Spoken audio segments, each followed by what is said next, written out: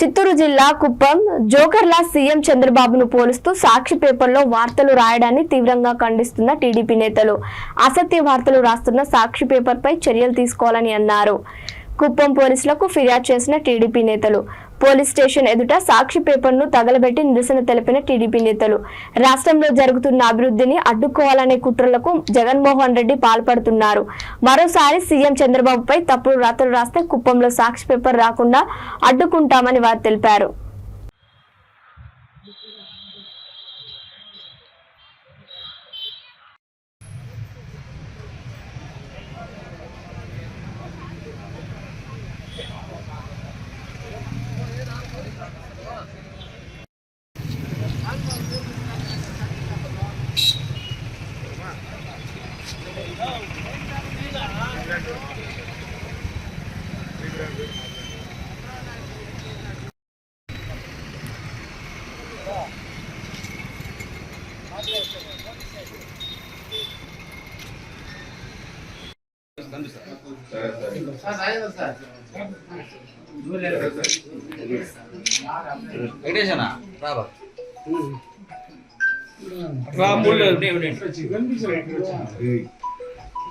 చాలేనా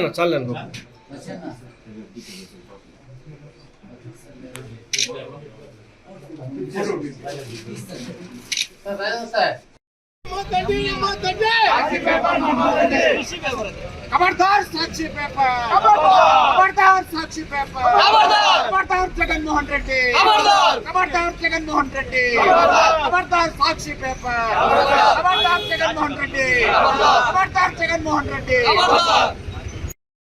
అందరికీ నమస్కారాలు. ఈరోజు సాక్షి పేపర్లో వచ్చినటువంటి న్యూస్ చూస్తే కళ్ళు లేని గుడ్డోళ్ళు కానీ చెవులు లేని మూగోళ్ళు కానీ మాట్లాడినోళ్ళు కూడా నవ్వుకునే పరిస్థితి ఉంది.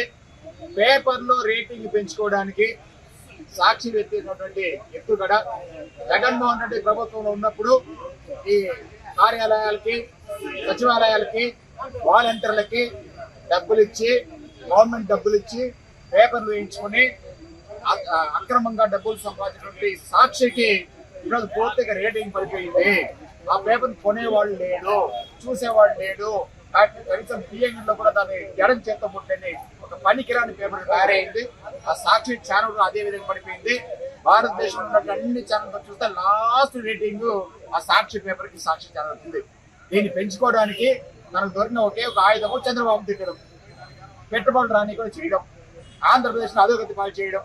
దీనికి ఈరోజు బ్రోకర్ లేని సర్కారే బ్రోకర్ రాసినాడు. చాలా అన్యాయమైన పరిస్థితి.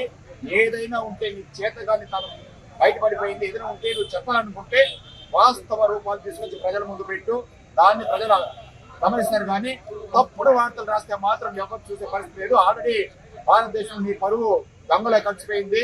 నీకున్నటువంటి 46,000 కోట్లలో 11 కేసులు ఏమని ముద్దాయి ఉన్నావు. కానీ అడిషనల్ గా మొన్న జరిగినట్టు కుంభకోణాలన్నీ ల్యాండ్ మైన్ శాండ్ మాఫియాలో సుమారు 3 లక్షలు దోపిడీ చేసుకోపోయినావు.